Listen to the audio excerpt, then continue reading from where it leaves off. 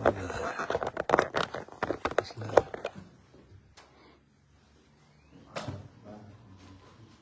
Good evening.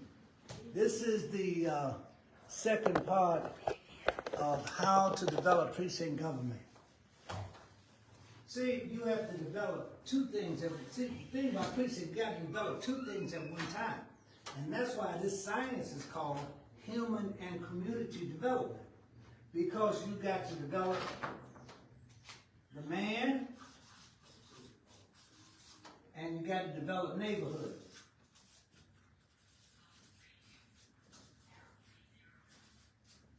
You got to develop man and neighborhood. Why? Because the man is broken down. That's why the neighborhood got broken down. See, because if man was keeping the law, he would never lost sense of his neighborhood. But since he lost that and was broken, he got broken down, you got to build him back up. What do you build him back up to? You build him back up to definition. Definition. You got to come back up to that. What do I mean by that? What is man? That's the question. What is man? And what is man supposed to do? See, this fella here is a particular thing. He's a particular person. He does particular things. See? Some of the things that he do in disorder is not him to do. That's a byproduct of him not doing the primary things. And when you don't do the primary thing, a secondary thing set off.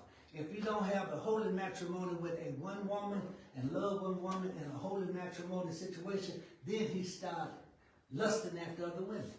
That's a secondary thing. But his primary function is to have a relationship with a woman and produce children and raise those children in his house. That's his primary function. See, man's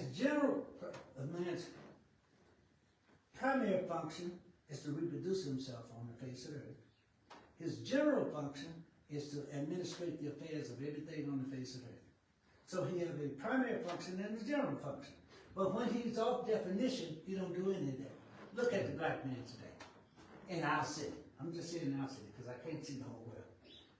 He's off definition.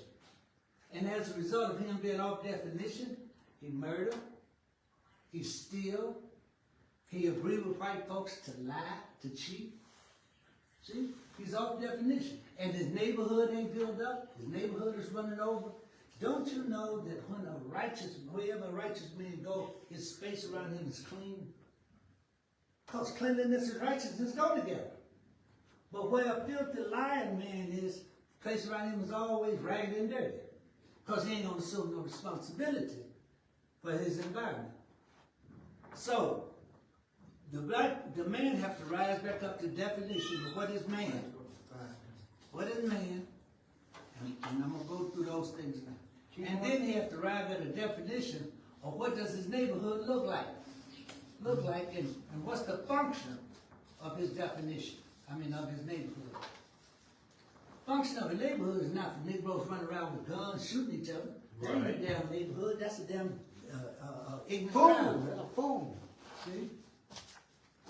The function of a neighborhood is to operate in peace and in progressive things. See? Progressive things. How do you get your neighborhood from here to here in a progressive way so it benefits everybody in the neighborhood? That's true. Basically, neighborhood is supposed to benefit who first? The people that's in the neighborhood. Which branch of people? Which group of people? The church.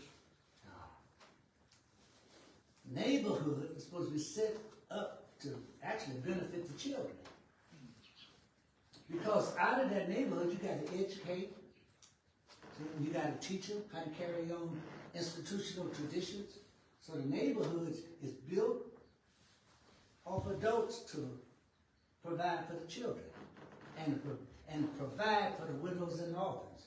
Isaiah said to God, Isaiah said in the Bible, he says, God said, who will go for us? He said, I will.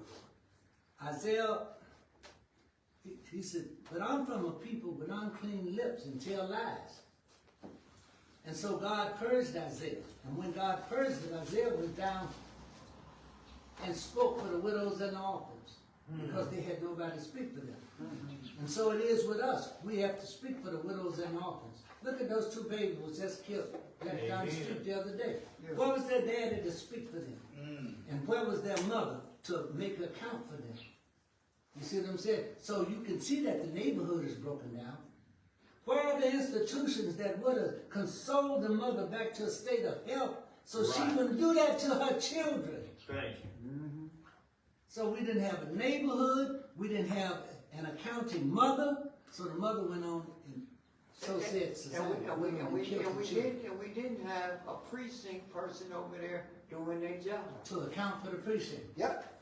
Because if something happened in your precinct, you the precinct person, you may not give account for it to white people, but you got to give account for it to God because He put you over there. Yep. See, you got to. So, man, how do we bring man back to remembrance? First of all, what is the first principle in the Bible? It's church, our Father, right? And our Father, that law teaches principle, right? And that comes from the church, right? Yep. Yes, it does. Church function. So, this is a test that we live in a time where church don't teach principle, nor does it advocate it to the people. No, they don't. Because we are not principle people. See? We're not principle. But you got to develop a church that teach principle. If you go to your precinct and find one minister that's telling the truth, and that should be your church. If the minister's telling the truth, and you can't catch him in no lies, and you can't catch him stealing, and you can't catch him in no deceit, looking under women's dresses while he's in the pulpit, if you can't catch him doing, that should be your church. And then you should push that minister to preach the truth and to preach the day of deliverance. Day of deliverance is the day, acceptable day of our God. See? And you can see, preachers by themselves, they can push themselves. But without you pushing the preacher, he can't venture into that area that hadn't been preached before. For instance, what am I talking about? Say you was a preacher, James. Say in your precinct, you the governor of your precinct, right? You got 50 women and 10 men. And you got to get up on Sunday and preach holy matrimony. So how do you preach it? Yeah, I got 10 men and how Now many? you got 20 women and 10 men. And yet all of them got to be married. So how do you preach holy matrimony? Present a case, though. Yes, we'll be So you have to be sure enough down on the law to preach holy matrimony in that situation, right? Yes. Yeah. Okay. But you got to have holy matrimony, because if you don't preach holy matrimony, you're going to have a bust-up community. Women sneaking over other women's houses and all that. And men sticking over men houses And all that. You're going to have all that mess. But you got to get up on Sunday morning, after your Saturday night, your best study on Saturday night, and get up on Sunday morning in front of all your parishioners and teach holy matrimony. 10 men and 20 women. How do you teach it? And you can't use no rubs. Right. And you can't use, you understand, you can't use a rub. No, we ain't here with Mr. Rub. We want to hear from you. You want to know what you mean Oppose it. about Text them. matrimony. And we want to know what the Bible says about matrimony. Yeah. I want to know what the Bible said. And the Bible does say something about it too. So, man have to come back to a state of principle. A man have to come back to a state of order. How do you bring a crazy neighborhood like we live in back to a state of order? See? How do you bring a neighborhood that we live in back to a stage of work? Back to a stage of psychological cleanliness, health. I'll talk to my I get my psychiatrist together and talk to them and see how we can have clinics. Psychologists don't know. Who do ask God? If they, who else can bring you back to the state? You gotta ask God. Who else you gonna go to? You can't ask psychologists. These psychologists. See, I'm gonna go to God first. Well, And with everything, and then get the wisdom and knowledge from okay. Him to take it down to the next person that's up under Him. So you gotta produce order, you gotta produce work, you gotta produce health, you gotta produce, how do you procreate, and how do you educate? You gotta, all of these, you have to have the knowledge of all of these in you before you can advocate for a community. You gotta have all that in you. Hey, Ted. Hey, Ted. See, cause if this ain't in you, you ain't the man. You know what I'm saying? Like if you say, Harris, come to a workshop. The people over there, they got a problem with, say they got a problem with holy matrimony. And we want you to do a workshop with us through holy matrimony. Well, if I don't have the knowledge of how you get through your problems of holy matrimony, I ain't the guy. You gotta go find the guy. But I know before man can be responsible for community, he has to internalize these principles. Order, work, procreation, knowledge. He has to inculcate these principles in him so when he go out, he can teach it. Now, what the black community want to do, Ted, how you doing, my brother? What the black community want, they want to do part of it, but they don't want to do the other part. They want to do the part by setting government up, setting the structure up. They can easily do that because that's an easy structure set up. But they don't want to set the part up where they have to clean themselves up so they become the answer. See, once you're clean and your mind is in the mind and God is in your mind, you are the answer. You're the walking answer. That's why Jesus said, as much as man is led by the Spirit and does the will of God, he's also called the Son of God. And as much as he's led by the Spirit and does the will of God, he's called the sons of God. So the answer is in you. So when you go to a meeting, God done showed up. Showed up in you. But we don't want to get to, that's just too, that's it. I don't want to be that pure. See, I don't want to be that, I want to have a little sin. See, I don't want to stand out in the world like that. I mean, you know, I see a girl, I want to be able to go after her. You know what I'm saying? So the question becomes, how you doing? Pretty good, how are you? Good. So the question becomes, how do I put these instinctual drives in me to know these instinctual drives that I may do them in my community and teach my people how to do them? And that's how my neighborhood come out of this stuff. Do you know there's so much in the name? Can anybody tell me why people all over the world treat Burkina Faso different than they treat other countries? Just tell me why they do it. Y'all know what I'm talking about, right? No. Ibrahim in this country. Why do they treat them different? They historically treated Africans as if they're stupid. No, but I'm talking about this one country. Why they treat them different? They don't treat them stupid. Because they've got a lead. Go ahead, sir. He's independent. He's preaching, doing for yourselves, and he's doing it by setting an example by doing it. Yeah, that's part of it. But let me tell you the real reason. See, when you go into God and you commit yourself to doing something, God hold you to that task, then he bless you to that task. So they went unto God and said, with Thomas, they went on to God and said, look, we will not be called up a Volta. We will not. We're called Burkina Faso, which means what? Land of the upright people. Upright. That means you come here, we're going to treat you right. Now, you don't think God will bless that country over others? He blessed that country over us. Why? Because they proclaim a position in God that we're upright men.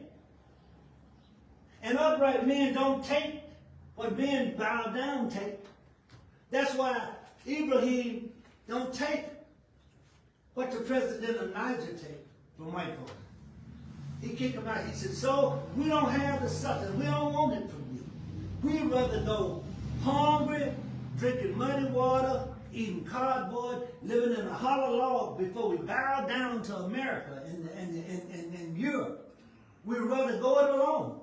And what he found out, that when he separated himself from their gifts and privileges, that he had the power to build up a nation with what he had. Y'all heard that song, we're going to build with what we got. Mm-hmm. We ain't asking nobody for a lot, we're going to build with what we got. And soon as people in America agreed to build with what we got, and we got a lot. We got children out there ain't doing nothing but wandering around, so we got labor. We got men who have retired off these jobs, who got skills and stuff. We got skilled people. See? We got money that we throw away in the lottery. We got money. So what we waiting on? Out of this neighborhood alone, $19 million a year go out this neighborhood in the lottery. What are we waiting on? Don't you know every day that you don't work and make a decision you ain't gonna do nothing? There's a day off your life that you went unrecognized by God. That you went unrecognized. But God recognized action.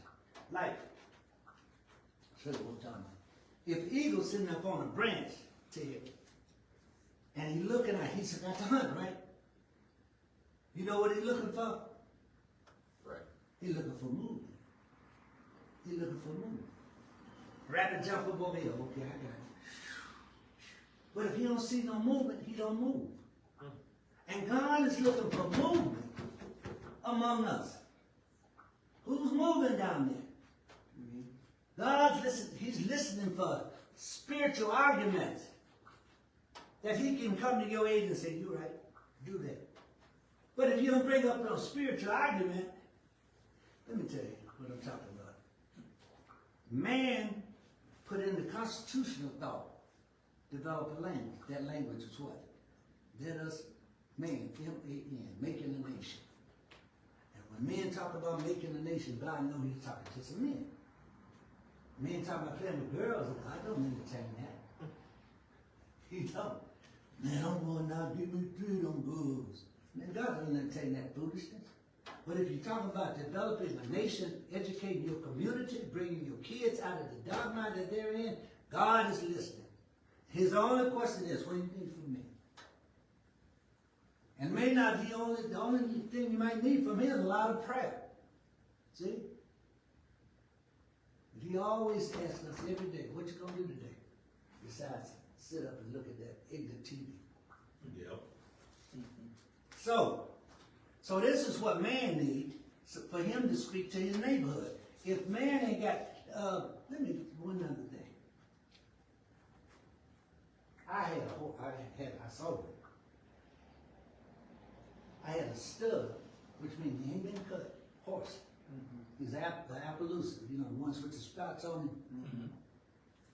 Now, out at the barn, you can go in all the other horses' stall and do whatever you want to do. But you couldn't go in his stall and do what you want to do. You know why? He wasn't cut. See? He still had the law in him of what God put in him to be established. He knew what he put up with, and he knew what he wouldn't put up with. See, it's almost like the black man been cut. It's almost like we've been cut. White man come down and he says something, and we, yeah, I go along with it. And let me tell you who the ones that, let me tell you this. I think I said it last time. All the Democratic councilmen downtown receive that black money so that they can rerun again, dark money they call it. That dark money was presented to them by Republicans. So all of them downtown in office on the whim of Republican financing them. So now, Who do you think they're gonna speak out for? You? Republicans don't bother. So if the guy over the Cavaliers come and tell Griffin, we want to do this over here, like they're doing over at Glendale now. We want all of this over here. Give Michael White $15 million. We're going to develop all this for us. And the people downtown, they vote for it. Why? Because the white man won it. White man financed him in the government.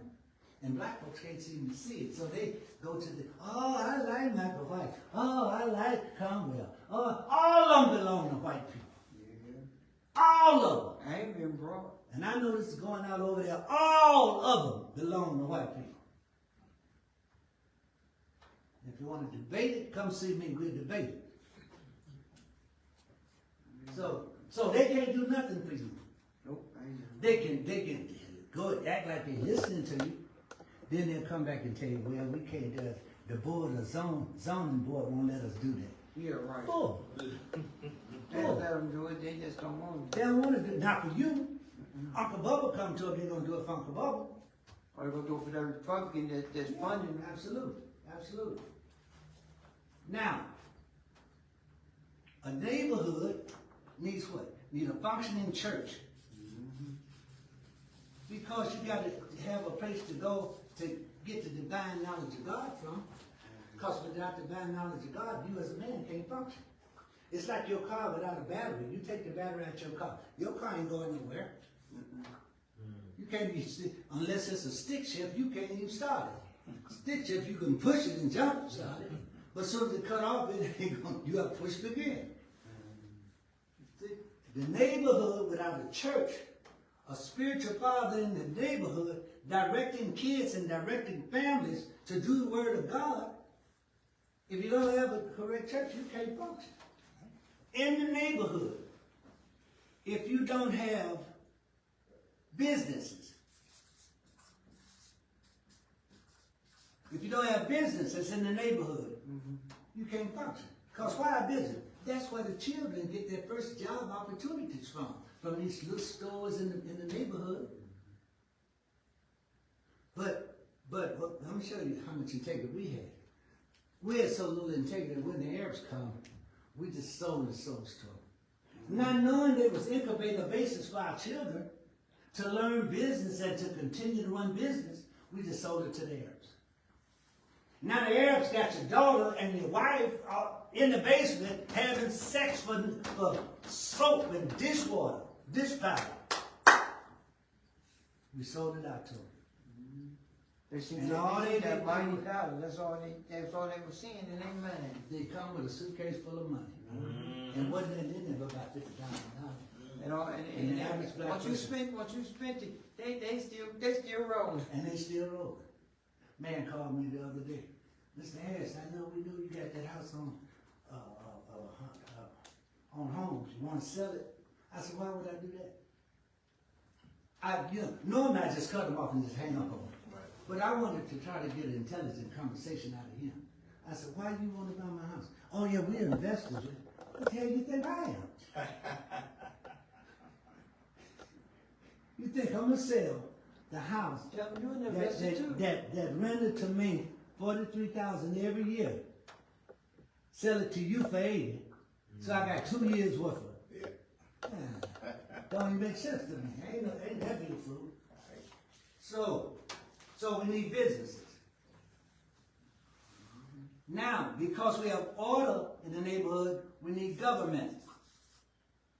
Every neighborhood has government, and government is in there. It's in your councilman, it's in your precinct person, and in the way you establish your precinct. It's in your county council. Yeah, that's upper government. But I'm talking about in your neighborhood, you need government establishing it. And what does government do? It produces what? Order. Order. If your children need something, if your children need a special type of education, you subpoena the government to provide that for you. Your neighborhood also need what? Clinics. Because when people, we got to know what we die from. Most black folks die from eating fat pig. Or We some, do. or some of them, We die die naturally. We die naturally. They ain't That's naturally. what they say. He's called your arteries. I know, but they say, but sometimes they be like, oh, he died naturally. Yeah, they say that. But how can you die naturally and you study stuff in Natural your cause. pig? Pig killed him. Tell the truth. Oh man, we didn't die because the pig killed him. Yeah. Eating all that greasy food down. And so the clinic is to hold seminars to tell people what constitutes good health, what constitutes good living, clean living. See, that's what the clinic does, hold seminars to do that. Then, how can a neighborhood exist without homes? See, you gotta have some place to live. Somebody in your neighborhood got to be a builder of houses. See, some builder of houses. Like your roof went out, Ted, and you got them people up there to fix your roof. Somebody in the neighborhood got to do it. Why don't we use somebody from the neighborhood as opposed to calling contractors all down by the rain to come out and put a damn roof on the house when a man down the street could put it on there? If they know how. Well, he wouldn't be up if he didn't know nothing. So, who gonna go way up on top of the damn roof if they don't know what they're doing? You see what I'm saying? There's people in the neighborhood that know all of this. Also, a neighborhood need what? You got children, right? Yeah, You got to educate them, right? yeah. Schools. And colleges. Well, that's continuation of education. But you need this for a successful neighborhood.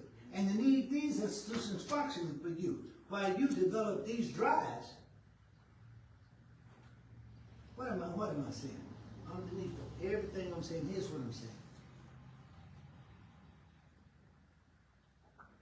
That if you don't have no integrity, you'll never reach this mark. Amen. A man who hadn't found something for which he'd give his life up is already dead. And the mere competition of blood running through his veins is an early announcement to a delayed death, but he's dead.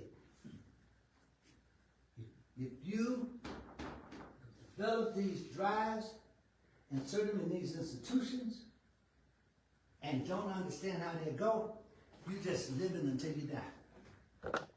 You living a good old funky life until you die. Drink your whiskey, you might as well go drink your whiskey. Have all the women you want. But producing something good, you can't do because you ain't fit to do it. That's why when Jesus, when he took his soldiers down to the water, Ted, and they went to drink, what did he tell them? The one that died like a dog, don't take them. Don't take them. Take the ones that, cut. Kneel on the knees, right? And you know why he said that? Because the one got down and left like a dog. They weren't even conscious of their environment. Who was behind them and who was in front of them? He said, just leave them. He said, because if they wasn't conscious when they took a drink of water, they won't be conscious on the battlefield. The ones who kneeled down and looked and then took a drink, take them. So if a man come to the now and hadn't developed his drives, he have no way to see what his neighborhood needs. And they can go around. I'm gonna tell you something. The majority of the Negroes in Cleveland now, if they live for 100 years, they can live in this funk for 100 years. They can live seeing babies being killed, put in suitcases. They can live like that. They can live seeing people step over trash and without picking up. They can live like that because they got a funky, funky way of life. And these drives never even appear to them until they come to a place where they can educate themselves out of that and come to comprehend these institutions and what these institutions are supposed to do. They're no wise. No wise. Can you see They clogged up. Some of them clogged up. all of them clogged up. They clogged up with the stuff of the world. But in order to see the kingdom, you know what Jesus said? He said, now in order for you to see the kingdom, you gotta let go of everything you think you own on this earth. And then when you do that, your vision becomes clear. Clear of what it is you need to do. Do you know, I knew Dr. King, yeah, I knew Reverend I knew the guy that died the other day, Bernard Lafayette. I knew Jesse Jackson. I knew all them guys. Because Reverend Bevel introduced me to them. But the thing, what I'm trying to tell you is this, is that once you start asking certain questions about yourself, it runs you into the people who've been working on it. Y'all heard the thing, when a student is ready, a teacher will come. Y'all heard that, right? Yeah. When you're ready, a teacher come. But you got to have a longing desiring you to do right for God to send a teacher to you. If that longing in you ain't to do right, but to still run around here 60, 70 years old talking about you got a girlfriend,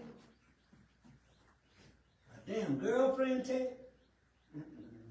You ought to be a granddaddy with some grandchildren on your knees somewhere.